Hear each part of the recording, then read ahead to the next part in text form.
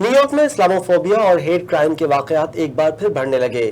Long island میں صبح سویرے فجر کی نماز کے لیے جاتے ہوئے ایک نوجوان عبدالرحمان مرزا کو نامعلوم افراد نے بدترین تشدد کا نشانہ بنایا۔ واقعے کے بعد مسلم کمیونٹی میں تشویش کی لہر دوڑ گئی۔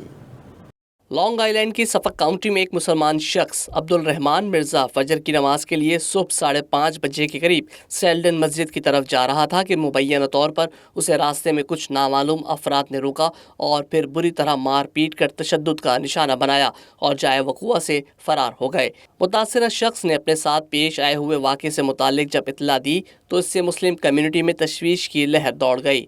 پاکستانی امریکن کمیونٹی کی سیاسی و سماجی شخصیت راجہ حسن نے متاثرہ شخص عبدالرحمان اور ان کی فیملی سے ملاقات کی اور انہیں یقین دلایا کہ پوری کمیونٹی ان کے ساتھ کھڑی ہے۔